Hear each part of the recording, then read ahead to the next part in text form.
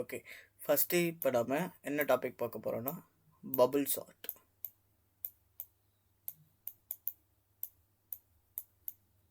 Bubble chart எப்படி work ஆகுதுன்னு தெரிஞ்சுக்கலாம். அதுக்கப்புறம் நம்ம கோட்ஸ்குள்ளே போயிடலாம். ஓகே, ஃபஸ்ட்டு நம்ம பபுள் சார்ட் வந்து ஒரு அரே வந்து நம்ம எடுத்துப்போம். ஒரு ரேண்டமாக இருக்குது. அது வந்து 5 7 3 4 அண்ட் 8ன்னு இருக்குது. இதில் வந்து மொத்தம் 5 எலமெண்ட்டு இண்டெக்ஸ் பண்ணால் 0 1 2 3 4 அப்படின்னு நம்ம 0 to 4ன்னு இண்டெக்ஸ் பண்ணியாச்சு. ஓகே, இப்போ இந்த பபுள் சார்ட்டில் வந்து எத்தனை ஐட்ரேஷன்ஸ் வந்து பண்ணோன்னா அதை பாஸ் வந்து பண்ணணும்னு பார்த்தீங்கன்னா n-1 பாசஸ் வந்து நம்ம பண்ணுவோம். லெஸ் தென் n-1 பாசஸ் வந்து பண்ணுவோம். Less than n-1 initial value வந்து பார்த்தீங்கன்னா 0லேருந்து ஸ்டார்ட் ஆகும். 0லேருந்து n-1 வரையும் நம்ம பாஸ் வந்து பண்ணுவோம். அதாவது பாஸ்ன்றது வேறு எதுவும் இல்லை, ஐ லூப். அந்த ஐ லூப்பை தான் வந்து நம்ம பாஸ்ன்னு சொல்கிறோம். ஒவ்வொரு பாஸ் முடிவில் ஒவ்வொரு எலமெண்ட் வந்து அரேஞ்ச் ஆகிட்டு இருக்கும். ஃபஸ்ட்டு ஃபார் எக்ஸாம்பிள் இது வந்து நீங்கள் சார்ட்டட் அரேவாக கன்சிடர் பண்ணிக்கோங்க. ஃபஸ்ட்டு ஐட்ரேஷன் முடிவில் 8 இந்த லாஸ்ட் எலமெண்ட் ஷார்ட் ஆகிட்ருக்கும். செகண்ட் ஐட்ரேஷன் முடிவில் இந்த எலமெண்ட் ஷார்ட் ஆகிட்ருக்கும். தேர்ட் ஐட்ரேஷன் முடிவில் இந்த எலமெண்ட் வந்து ஷார்ட் ஆகிட்ருக்கும். ஃபோர்த் ஐட்ரேஷன் முடிவில் வந்து பார்த்தீங்கன்னா இது ஷார்ட் ஆகிட்ருக்கும். ஸோ பேலன்ஸ் யார் இருக்கா? ஒரே ஒரு எலமெண்ட்டு. அப்போ அந்த எலமெண்ட் வந்து ஆல்ரெடி ஷார்ட்டடாக இருக்கும்.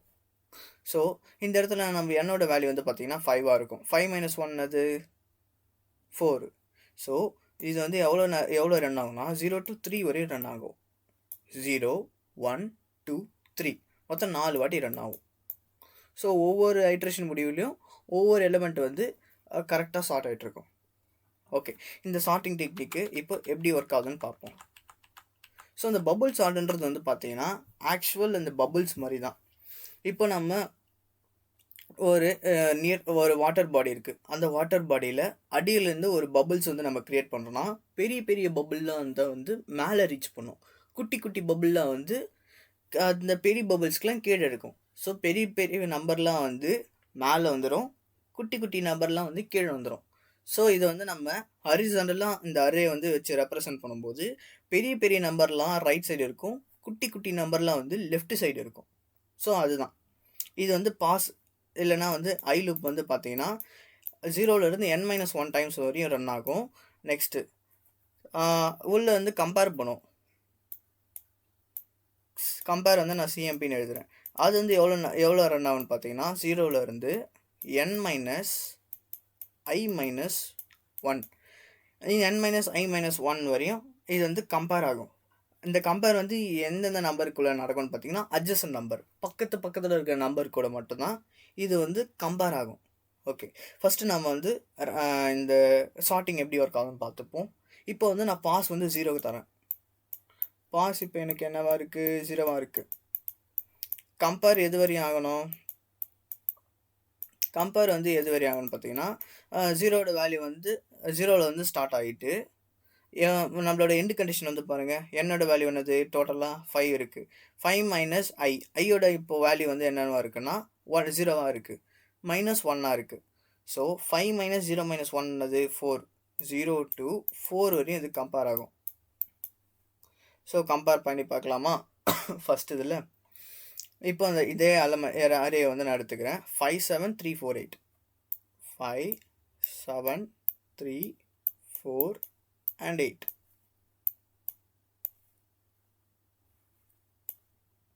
Five 7 3 4 8. இப்போ நான் என்ன பண்ணுறேன்னா இந்த 5ஐயும் இந்த 7ஐயும் வந்து நான் கம்பேர் பண்ணணும். 5ஐயும் 7ஐயும் என்ன பண்ணணும்? கம்பேர் பண்ணணும். கம்பேர் பண்ணிவிட்டு ரைட் சைடு இருக்கிற எலமெண்ட் வந்து பெரிய நம்பராக இருந்துச்சுன்னா நான் அதை அப்படியே வச்சுப்பேன். ஒருவேளை லெஃப்ட் சைடு இருக்கிற நம்பர் வந்து பெரிய நம்பராக இருந்துச்சுன்னா அது வந்து ஸ்வாப் பண்ணிப்பேன். இந்த இடத்துல வந்து பாருங்கள் 5 இருக்குது 7 இருக்குது. லெஃப்டில் இருக்கிற நம்பர் வந்து பெருசாக சின்ன நம்பர், அதனால் அதை நான் வந்து அப்படியே வச்சுருப்பேன். நெக்ஸ்ட்டு எதுக்கு போனால் இந்த 7ஐயும் இந்த 3ஐயும் வந்து நான் கம்பேர் பண்ணேன். இந்த 5ஐயும் 3ஐயும் நான் கம்பேர் பண்ணும்போது என்ன நடக்குதுன்னா, லெஃப்ட்டில் இருக்கிற இந்த 7 வந்து 3ஐ விட அதிகமாக இருக்குது. அப்போ 7 வந்து என்ன ஆகிடும்? ஸ்வாப் ஆகிடும். ஸ்வாப் ஆகிட்டுன்னா என்ன நடக்கும்னா 5 3 7 4 8 அப்படின்னு ஒரு நம்பர் இப்போ அரே வந்து ஷிஃப்ட் ஆகிடுச்சு. இப்போது இந்த 7ஐயும் 4ஐயும் வந்து நான் கம்பேர் பண்ணுறேன். ரைட் சைடில் யார் இருக்கா? 4 இருக்கான். லெஃப்ட் சைடு 7 இருக்குது. அப்போனா பெரிய நம்பர் லெஃப்ட் சைடு இருக்குது. அப்போ என்ன ஆகணும்? ஸ்வாப் ஆகணும். ஸ்வாப் ஆகிடுச்சுன்னா அந்த அரே எப்படி மாறினா 5 3 4 7 8. இப்போ இந்த 7ம் 8ம் வந்து கம்பேர் ஆகும். 7 8 கம்பேர் ஆகும். 7 8 கம்பேர் பண்ணால் 7 சின்ன நம்பர், 8 வந்து பெரிய நம்பர். பெரிய நம்பர் ரைட் சைடில் இருக்குது. அதனால் இது வந்து ஸ்வாப் ஆகாது, அப்படியே இருக்கும். ஸோ இப்போ பாஸ் 0 முடிவில் வந்து நம்மளுக்கு இந்த அரே தான் கிடச்சிருக்கு. இப்போ பாஸ் 1 பண்ணுறோம். பாஸ் 1ன்றது ஐ வேல்யூ வந்து பார்த்திங்கன்னா இப்போ 1ஆக இருக்குன்னு வச்சுக்கோங்க. 1ஆக இருக்குது. இப்போ அதே மாதிரி தான் நான் மறுபடியும் வந்து கம்பேர் பண்ணுறேன். இப்போ நீங்கள் பார்த்தீங்கன்னா தெரியும், பாஸ் 0 முடிவில் வந்து நம்மளுக்கு 8 வந்து ஷார்ட்டடாக கிடச்சிச்சு.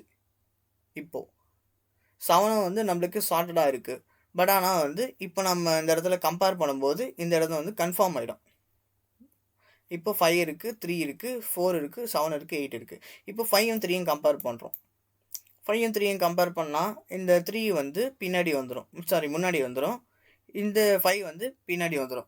ஏன்னா நம்மளுக்கு லெஃப்ட் சைடு வந்து பெரிய நம்பர் இருக்குது. அந்த மாதிரி இருக்கக்கூடாது. லெஃப்ட் சைடில் சின்ன நம்பர் தான் இருக்கணும். அப்போனா நம்மளுக்கு 3 5 4 7 8 நம்மளுக்கு கிடைச்சிச்சா? இது வந்து பாஸ் 1ஓட முடிவு. பாஸ் 1 முடிவு கிடையாது. பாஸ் 1ல் நம்ம இந்த ஃபஸ்ட்டு 2 எலிமெண்ட்டை கம்பேர் பண்ணோம். இப்போ 5ஐயும் 4ஐயும் கம்பேர் பண்ணுறோம். 5யும் 4ஐயும் கம்பேர் பண்ணால் என்ன நடக்கும்? இந்த லெஃப்ட்டில் இருக்க நம்பர் வந்து பெரிய நம்பர். அப்போ ரைட் சைடில் போயிடும். 3 4 5 7 8ன்னு கிடைக்கும். ஸோ இப்போ வந்து பார்த்தீங்கன்னா நம்மளுக்கு 4 5 வந்து இடம் வந்து ரீப்ளேஸ் ஆகிடுச்சு. இப்போ இந்த 5ம் 7ம் கம்பேர் ஆகும். 5ம் 7ம் கம்பேர் ஆனால் என்ன நடக்கும்? லெஃப்ட் சைடு சின்ன நம்பர், ரைட் சைடு பெரிய நம்பர். அதை அப்படியே விட்டுரும். இப்போது இந்த கடைசி லூப் வந்து செக் பண்ணுமான்னு பார்த்தீங்கன்னா செக் பண்ணாது. ஏன்னா இப்போது ஐயோட வேல்யூ வந்து 1 ஆகிடுச்சா? அப்போ ஜேயோட வேல்யூ மேக்ஸிமம் எவ்வளோ போகும்? n - i - 1. n வேல்யூ 5, ஐயோட வேல்யூ வந்து 1, -1ன்னு இருக்குது. அப்போது 5 - என்ன கிடைக்கும்? 2ன்னு கிடைக்கும். அப்போ 3, 0 to 3 வரையும் தான் போகும். அப்போனா இந்த இடத்துல வந்து இப்போ விசிட் பண்ணாது. ஏன்னா வந்து இப்போது ஒவ்வொரு பாஸ் முடிவில் ஒவ்வொரு எலிமெண்ட் வந்து ஷார்ட்டட் ஆகிடுச்சுன்னு வச்சுக்கிறோம். பட் நம்ம கேஸில் வந்து பார்த்தீங்கன்னா இப்போ எல்லா எலிமெண்ட்டும் வந்து ஆல்ரெடி ஷார்ட் ஆகிடுச்சு. பார்த்தீங்களா? 3 4 5 7 8 ஆல்ரெடி ஷார்ட்டடாக இருக்குது. பட் இருந்தாலும் என்ன ஆகும்னா எல்லாத்தையும் வந்து செக் பண்ணோம். இப்போ நான் பாஸ் 1 வந்திருக்கோமா? இப்போ பாஸ் 2 வரும். பாஸ் 2லேயும் அதே தான். எல்லாமே வந்து செக் பண்ணோம். செக் பண்ணி பெரிய நம்பர் வந்து லெஃப்ட் சைடில் இருந்துச்சுன்னா ரைட் சைடுக்கு மூவ் ஆகிடும். 3 4 5 7 8. 3 வந்து 4 கூட கம்பேர் ஆகும். 4 வந்து 7 கூட கம்பேர் ஆகும். 4 வந்து 5 கூட கம்பேர் ஆகும். இப்போ வந்து பார்த்தீங்கன்னா 5 வந்து 7 கூட கம்பேர் ஆகாது. நெக்ஸ்ட்டு ஃபைனல் பாஸ் ஆன 3.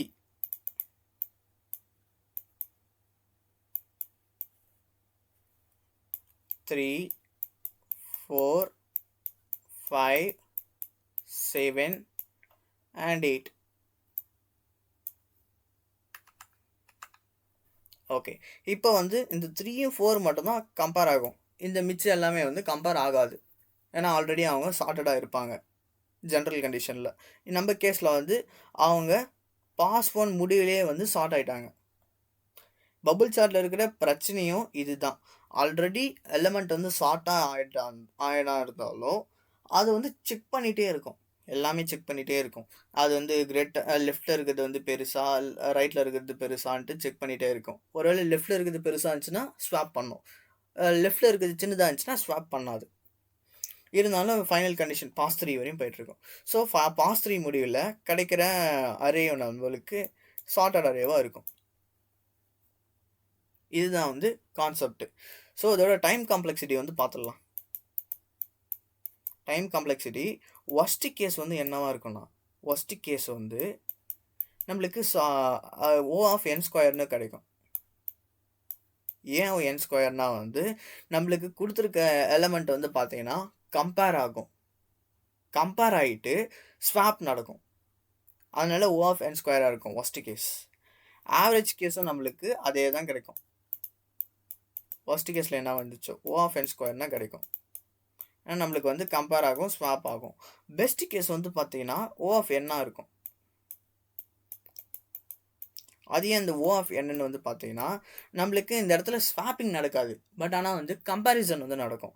லெஃப்ட்டில் இருக்க எலமெண்ட்டு ரைட்டில் இருக்க எலமெண்ட்டை விட பெருசாக இருக்கா, இல்லை அதேமாதிரி ரைட்டில் இருக்க எலமெண்ட் வந்து லெஃப்ட்டில் இருக்க எலமெண்ட்டோட சின்னதாக எதனா இருக்கா இல்லை பெருசாக இருக்கான்ட்டு செக் பண்ணிகிட்டே இருக்கும். செக் பண்ணிகிட்டே இருக்கிறதுனால தான் இந்த இடத்துல O ஆஃப் n வந்து இருக்குது.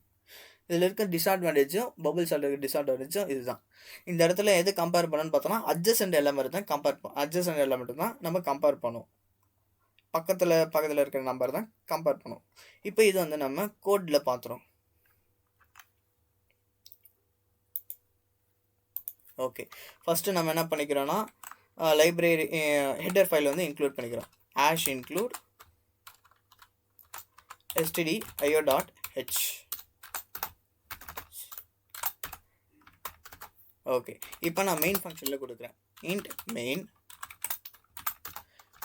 இப்போ வந்து நான் என்ன பண்ணேன்னா நான் வந்து ஒரு நம்பர் வந்து டிஃபைன் பண்ணிக்கிறேன். ஒரு 5 எலமெண்ட் இருக்க தான் நான் வச்சுக்கிறேன். நம்ம பார்த்து அதே எழுது வந்து யூஸ் பண்ணிக்கலாம். அரே ஆஃப் உள்ள சம்திங் நான் 5 bytesன்னு கொடுத்துக்கிறேன் ஸ்பேஸு. உள்ளே வந்து என்னென்ன இருக்குன்னு பார்த்துக்கலாம்.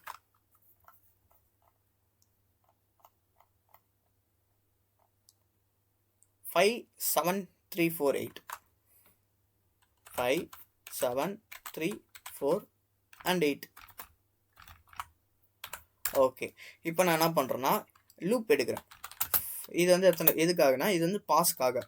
For int I equal to 0, I is less than n minus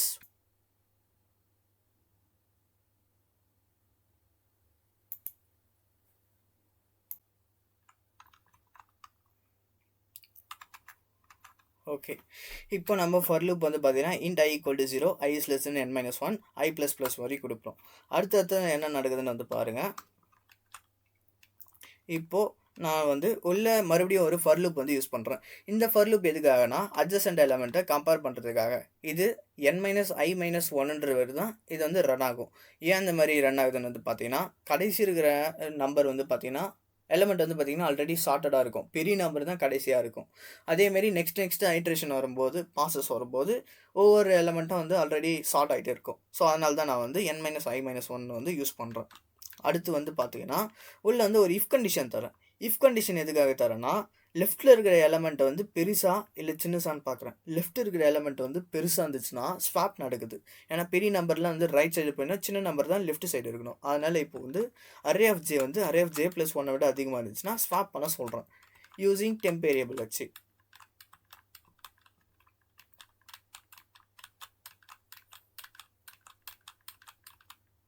அடுத்து வந்து என்ன பண்ணுறேன்னா நெக்ஸ்ட்டு பிரிண்ட் எஃப்னு கொடுத்துட்டு சார்ட்டட் அரே யூஸிங் பபுள் சார்ட்னு கொடுத்துட்டு உள்ளே இருக்கிற எலமெண்ட்ஸ் வந்து பிரிண்ட் பண்ணுறேன். ஓகே, இப்போ ரன் பண்ணி பார்ப்போம் என்ன கிடைக்குதுன்ட்டு. பார்த்தா தெரியும் உங்களுக்கு 3 4 5 7 8 அப்படின்னு ஒரு நம்பர் வந்து கிடைக்குது. ஸோ திஸ் மீன்ஸ் இந்த அரேஸ் சார்ட்டட் அரே ஆகிடுச்சு. அடுத்து இப்போ நம்ம என்ன பண்ணுறோன்னா நம்ம ஃப்ளாக் வேரியபிள் வந்து யூஸ் பண்ணுறோம். இந்த ஃப்ளாக் வேரியபிள் எதுக்காக யூஸ் பண்ணுறோன்னா ஆல்ரெடி கொடுத்த அரே வந்து நம்மளுக்கு சார்ட்டடாக இருந்துச்சுன்னா அது ஜஸ்ட்டு பாசஸ் மட்டும்தான் எடுத்துகிட்டு போவோம், கம்பேர் வந்து பண்ணாது. ஸோ கம்பேர் பண்ணுறதுக்கு ஸ்டெப்புக்கு முன்னாடியே நம்ம ஸ்டாப் பண்ணிடும். நம்மளுக்கு பெஸ்ட் கேஸ் வந்து இந்த இடத்துல வந்து பார்த்திங்கன்னா O ஆஃப் n ஏன் அந்த ஓ ஆஃப் என்னன்னா வந்து பார்த்தீங்கன்னா கம்பேர் பண்ணணும்.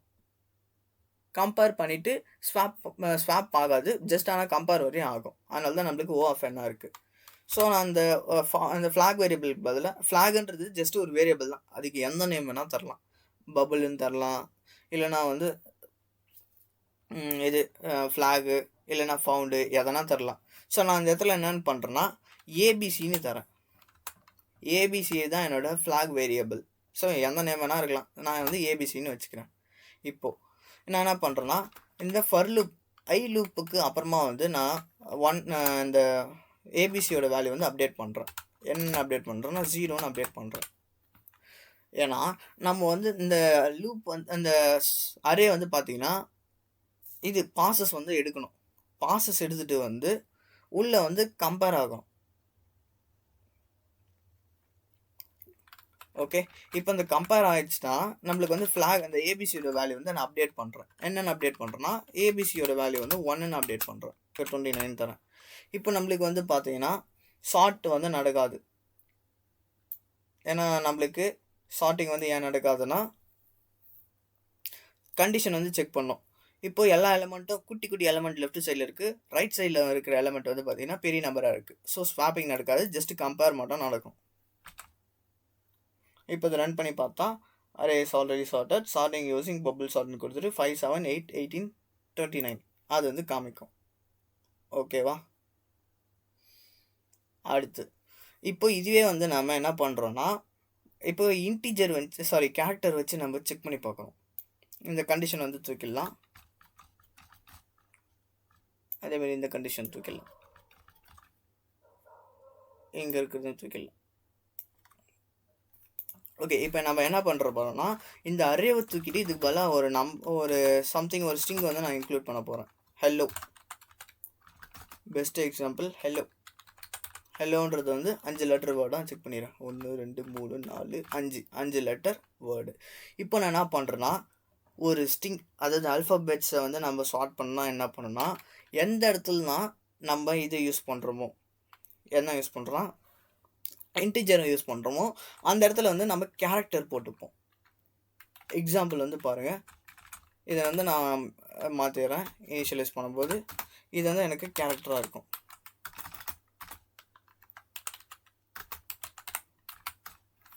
ஸோ கேரக்டர் 5 ஹலோன்னு ஆகிடுச்சு. இங்கே கீழே வந்து டெம்ப்னு இருக்குது பார்த்தீங்களா, இந்த இடத்துல நான் கேரக்டர் கொடுக்கணும். கீழே அதேமாரி நான் %d கொடுத்துருப்பேன், அது வந்து நான் %c தரணும், எனக்கு கேரக்டர்ஸ். ஸோ இப்போ இது ரன் பண்ணி பார்ப்போமா? ரன் பண்ணி பார்த்தா இந்த இடத்துல நான் ரிமூவ் பண்ணல. ஓகே, இப்போ நான் ரன் பண்ணி பார்த்தோன்னா எனக்கு EHLLOன்னு கிடைக்குது. ஸோ எல்ன்ற ஸ்ட்ரிங் வந்து ஷார்ட் ஆகிடுது. ஸோ என்ன சேஞ்ச் பண்ணோம், இந்த 1D அரேக்கு பதிலாக நாம் இந்த இடத்துல ஒரு அரே வந்து கொடுத்துருப்போம், ஒரு ஸ்ட்ரிங் வந்து கொடுத்துருப்போம் ஹெல்லோன்ட்டு. அடுத்து இன்ட்டு டெம்பாக இருந்தது கேர் டெம்பாக மாற்றிட்டோம், அவ்வளோதான். கீழே வந்து %dன்றது %cன்னு மாற்றிட்டோம், வேறு எந்த சேஞ்சஸும் கிடையாது இந்த இதில். இப்போ இதுவே வந்து நம்ம என்ன பண்ணுவோம்னா ஒரு இதுக்கு கொடுத்து பார்ப்போம், ஒரு பெரிய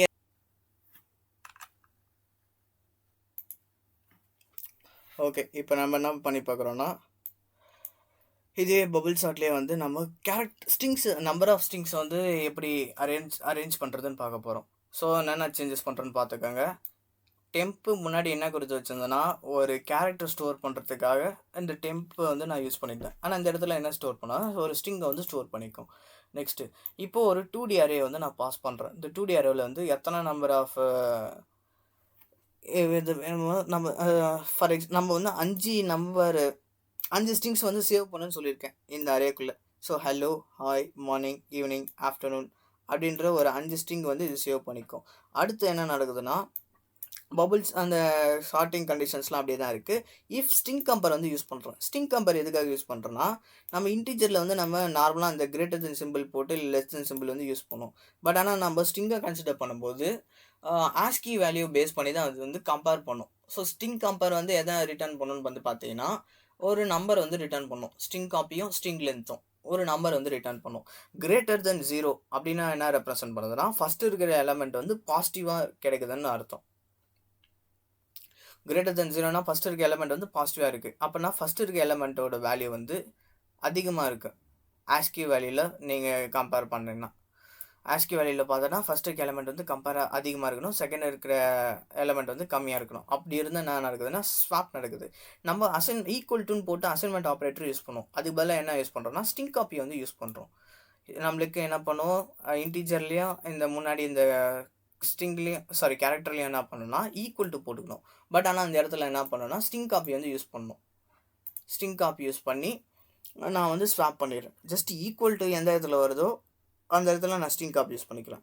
கீழே வந்து %C இல்லை Dக்கு பதிலாக நான் எஸ்ன்னு போட்டுக்கிறேன். ஏன்னா அது வந்து ஸ்ட்ரிங்ஸ் வந்து நம்மளுக்கு பிரிண்ட் பண்ண போகுது. நெக்ஸ்ட்டு \n நியூ லைன் வர சொல்லி இதை நம்ம ரன் பண்ணி பார்ப்போம். என்னென்ன ஸ்ட்ரிங்ஸில் என்னென்ன இருக்குன்னு பார்த்துக்கோங்க. Hello, hi, morning, evening, afternoon. இதை நான் ரன் பண்ண எனக்கு afternoon, evening, hello, hi, morning இது வந்து பிரிண்ட் ஆகுது. ஓகே, இதோட பபுள் சார்ட் வந்து முடியுது. நம்ம வந்து இன்டீஜர் வச்சு பார்த்தாச்சு, ஸ்ட்ரிங்கை வச்சு பார்த்தாச்சு, நெக்ஸ்ட்டு இது கேரக்டர் வச்சு பார்த்தாச்சு.